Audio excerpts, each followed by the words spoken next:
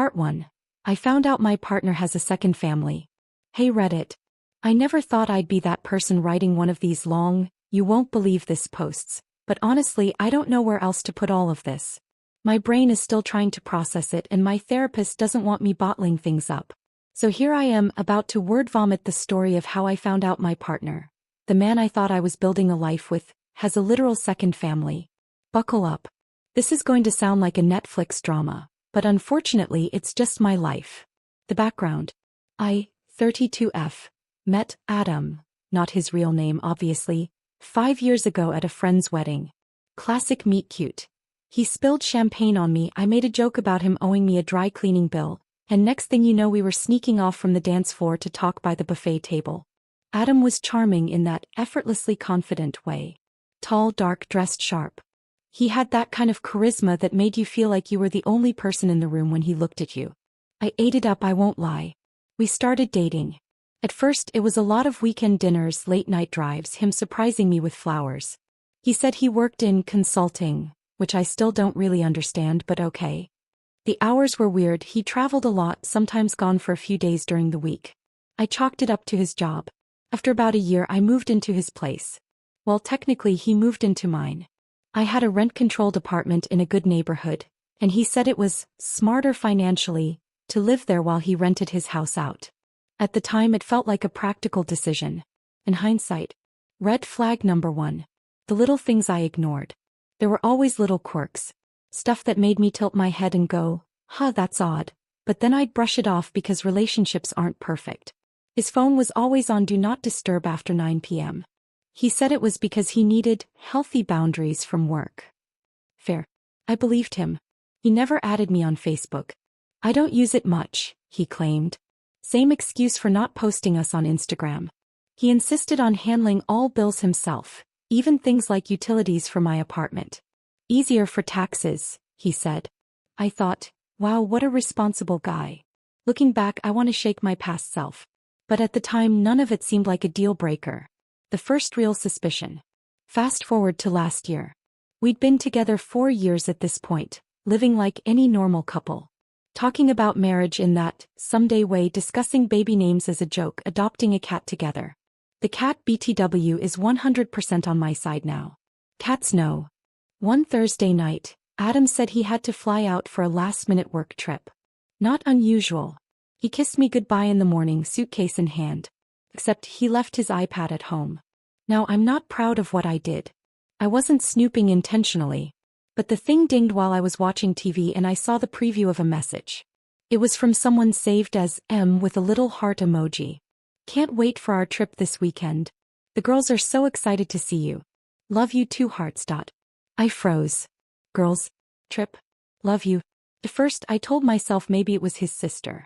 He had mentioned a sister once years ago, though I couldn't remember her name. Maybe she had kids. Maybe they were close. I tried to believe that. But curiosity and, let's be honest, panic got the better of me. I opened the messages. And what I saw made my blood run cold. There were months of texts. Pictures of Adam with 2 little girls, like 6 and 8 years old, playing in a park. Selfies of him kissing this woman, at what looked like a family barbecue.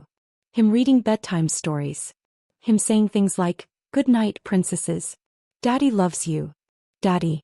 That word hit me like a truck. I sat there on the couch, shaking, scrolling through what looked like an entire parallel life. He wasn't just cheating. He had a whole-ass family. A partner. Kids. A house. And he was splitting his time between us like some budget airline. The fallout begins. I don't even remember how long I sat there. Hours maybe. The cat eventually curled up on my lap like, "Chill, human." But I couldn't chill. My brain was spinning. How long had this been going on? Did she know about me? Did his kids know? When Adam came back from his trip, I tried to play it cool. I didn't confront him right away. I needed more info because part of me still hoped there was some bizarre explanation. So I did what any sane, rational person would do in this situation. I stalked. I found M's Instagram. It wasn't hard. Her handle was literally in one of the text previews. She had photos galore. The girls' first day of school, family trips to the beach, Adam grilling in the backyard. Their family home looked cozy, suburban, very Pottery Barn catalog. And in almost every picture there was Adam. smiling, holding a kid on his shoulders, hugging him.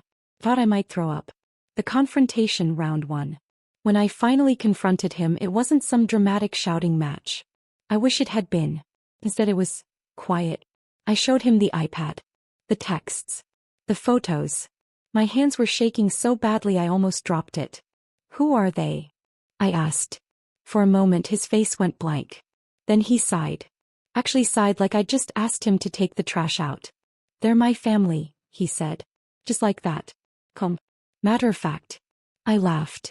Actually laughed because what else do you do when the man you've lived with for years casually admits he has a wife and kids? You mean your family? Not our family. Because apparently I'm just, what? A side quest. He rubbed his temples. It's complicated. No, buddy. IKEA furniture is complicated. Tax season is complicated. This was betrayal. I asked him how long. He admitted, without shame mind you, that he'd been with M for over 10 years. 10 years.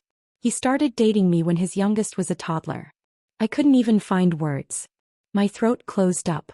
My chest felt like it was caving in. He tried to spin it. Said things like, I love both of you in different ways. You make me feel alive. My marriage has been dead for years. I wanted to scream. Instead I told him to get out. Right then. He tried to argue, but the look on my face must have scared him because he left. But of course that wasn't the end. Because when you discover your partner has a second family, it doesn't just stop with kicking them out. There are ripple effects. Lies unraveling. People you thought you knew showing their true colors. And trust me, the rabbit hole went even deeper than I could have imagined. Part 2. I found out my partner has a second family. So yeah, after I told Adam to get out, I thought I'd feel some sort of relief. Like, okay, the bomb's dropped, the worst is over. But honestly, that was just the blast radius. The real destruction hadn't even started yet. The night he left, I sat in my apartment surrounded by all his stuff. Clothes in the closet, toothbrush by the sink, his stupid collection of cufflinks that I always thought made him look like a wannabe James Bond. It hit me that the man I'd built a 5-year life with wasn't just gone. He'd never actually been mine to begin with. And worse, there were kids involved. Real, actual children who had no idea their dad was living a double life. The spiral.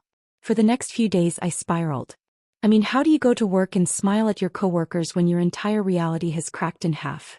My cat was the only one I could cry in front of without feeling judged. Shout out to Pumpkin, the only man in my life who hasn't lied to me. I went full detective mode. I scrolled through M's Instagram again, zooming in on every detail. Their house. Their vacations. The kids' names, which I won't repeat here for privacy, but yes, I now knew them. And the timeline. Got the timeline. Posts from years ago that overlapped perfectly with trips Adam and I had taken. Like there was a picture of him at Disney World with his daughters in matching Minnie Mouse ears. The same weekend he told me he was in Chicago for a conference. It wasn't just cheating. It was calculated. Planned down to the hour. He was living 2 parallel lives, switching costumes depending on which stage he was on. The decision. Here's where I probably screwed up, but honestly I don't regret it. I decided to tell him. At first I debated. Part of me thought, she probably already knows. But another part of me, the part that couldn't stop picturing those little girls calling him Daddy, couldn't stomach the idea of letting her stay in the dark while I suffered alone. So I found her Facebook. Sent her a message. Simple, blunt. Hi, I don't know how to say this, but I've been in a relationship with Adam for 5 years. I only just found out about you and the kids. I thought you should know. I stared at the screen for a solid 10 minutes before hitting send. My hands were sweating so badly I had to wipe them on my jeans. She didn't reply right away. Hours passed. I thought maybe she'd blocked me. Then at midnight my phone buzzed. It was M. The wife responds. Her first message. What are you talking about? I explained. Gave her dates, screenshots, proof. At first she was defensive, even angry. I don't blame her. I was basically a stranger blowing up her marriage at midnight. But then I sent her a picture. One of Adam and me together from last Christmas. Him in his stupid ugly sweater, arm around me, our cat in his lap. Her reply was just, holy is *T. Then, can you talk? So we got on the phone. And read it. I swear it was the most surreal conversation of my life. We compared notes. Trips. Holidays. Birthdays. And it all lined up. While he was with me on New Year's Eve 2 years ago, he was supposedly working late at her cousin's party. When he told me he had a team-building retreat in the mountains, he was actually in Florida visiting her parents. Every single lie fit neatly into place like the world's most disgusting jigsaw puzzle. And the kicker? They weren't separated. They weren't basically over. They were married. Legally, church vows and everything. The plan. I ended up talking for hours. Crying. Laughing bitterly. Trading, can you believe this *T? Stories. And somewhere between heartbreak and fury we decided. Screw it. If Adam wanted to live a double life, we were going to force him to face it. We set a trap. The following weekend, Adam was supposed to come visit me after his work trip. Instead, Em and I coordinated. She invited me to their house, her house, under the pretense of having a girls' chat. So there I was, standing in her living room surrounded by family photos of the man I thought I knew, holding a mug of tea like I was in some kind of fever dream. And then Adam walked in. The look on his face. Priceless. I wish I could have bottled it. He froze in the doorway, suitcase in hand, eyes darting between me and Em like he'd just walked into the wrong simulation. Adam, Em said, voice like steel. Want to explain this? He stammered. This isn't, what are you? I cut him off. Save it. We compared notes. We know everything. For a second I thought he might actually faint. His skin went gray. Then, like the slippery eel he is, he tried to spin it. Said we were overreacting. That he never meant to hurt anyone. That he loved us both. Em laughed. Actually laughed in his face. Loved us both? You've been lying to all of us. You don't love anyone but yourself. I just stood there shaking, but it felt good. Cathartic even. After months, years of being in the dark, the truth was finally out in the open. The fallout, round 2. Of course he tried damage control. Begged us both not to leave him. Promised he'd fix everything. But Em wasn't having it. He kicked him out on the spot. Literally threw his suitcase back at him and locked the door. I stood there beside her, watching the man I'd once thought I'd marry shuffle down the driveway like a disgraced politician. It should have felt like victory. But instead all I felt was hollow. Because here's the thing. The story doesn't just end when the cheater gets caught. There are consequences. Legal, emotional, financial. And Adam, he wasn't about to go quietly. Because when narcissists lose control, they don't surrender. They escalate. And what happened next turned both my life and Em's completely upside down. To be continued. Part 3. I found out my partner has a second family. Okay, Reddit, buckle up. Because if you thought the confrontation at Em's house was the climax, oh no. That was just the spark. What came next was the full-on dumpster fire. Adam loses control. After Em kicked him out, Adam tried this pathetic juggling act of calling both of us nonstop. First me. You don't understand, I was going to leave her for you. Don't throw this away, you're the love of my life. I can fix this if you just give me a chance. When that didn't work, he pivoted to Em. She's lying, she tricked me. Think of the kids, we can get past this. It was just a mistake. Imagine calling a 5-year-long second life a mistake. Both of us ignored him. That's when the mask slipped. He went from sweet-talking to rage. Texts like, you'll regret this. You're nothing without me. I'll take the kids, you'll never see them again. I'll ruin you. To me. Yeah. Charming. The nuclear option. About a week later I came home from work and found a letter taped to my door. Legal letterhead.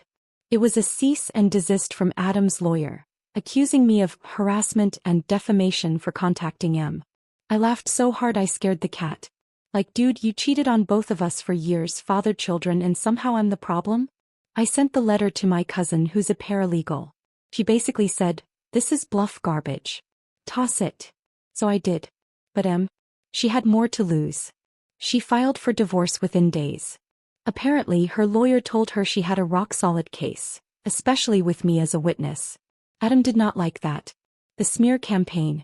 When manipulation and legal threats didn't work, Adam went nuclear in the only way he knew how. His mouth. Suddenly mutual friends were reaching out. Adam's saying you're a stalker? He told people you're obsessed with him. He's claiming you made up the whole second family thing because you're jealous of his marriage. The audacity. Luckily I had receipts. Literal screenshots of his texts, photos, his double life schedule mapped out like a deranged calendar. I didn't blast it publicly, tempting though. I just calmly showed anyone who asked. Funny how people shut up when you show them daddy selfies with two little girls. The weird alliance. Here's the twist I didn't expect. Em and I became friends. Not besties braiding each other's hair but allies. Trauma bonding is real. We texted daily, checked in, vented. Sometimes we even joked. Like one night she sent me a picture of a half-empty bottle of wine with the caption, "To our ex-husband, may he choke on his cufflinks." Dark humor, but it kept us sane. Her girls didn't know the full truth yet, just that daddy wasn't living at home. That part broke me. These innocent kids had no idea their father was a pathological liar. Em handled it like a champ though. Therapy routines, making sure their lives stayed as normal as possible. Meanwhile, Adam was couch hopping, trying to weasel sympathy from anyone who'd listen. I heard through the grapevine he even tried dating again. Imagine going on Tinder while your marriage and 5-year side relationship are imploding. Peak narcissist behavior. The final showdown. Fast forward a few months. Divorce proceedings in full swing. Adam finally cornered me outside my job. He was waiting by my car, looking rough, stubble, wrinkled suit, like a villain who'd fallen on hard times. "Why are you doing this to me?" he demanded. I stared at him. "I'm doing this to you? You did this to yourself." He tried again with the charm, that old smirk I used to fall for. "We were good together. You know it. We can still be good. And we'll get over it." And I swear for the first time in months I felt nothing. No anger, no sadness. Just nothing. I said, "Adam, you're a liar. A coward. And the worst part? You think love is just a game you can play with 2 boards at once. I'm done being a piece in it." Then I got in my car and drove off. That was the last time I ever saw him in person. Where things stand now. It's been about a year since the explosion. The divorce finalized. Em got full custody. Adam sees the kids under supervision, which honestly is generous in my opinion. As for me, therapy, wine, and Pumpkin, my cat, got me through. I moved apartments, got promoted at work, even dipped my toe back into dating. Spoiler: I grill everyone about their family situation, now like an FBI agent. Trust but verify. Em and I still talk occasionally. He sends me updates about the girls, funny kid stories. Sometimes we meet for coffee. It's weird building a friendship out of mutual betrayal, but it works. And Adam, from what I hear, he's still trying to charm his way through life, but people see him differently now. His mask is cracked. He's not the golden boy anymore. What I learned. If there's a moral to this train wreck, it's this: trust your gut. Those little quirks you brush off? The phone always on silent, the missing weekends, the reluctance to post you online. Those aren't quirks. They're cracks. And sometimes when you finally look through the cracks, you realize there's an entire other life hiding behind them. So yeah, that's my story.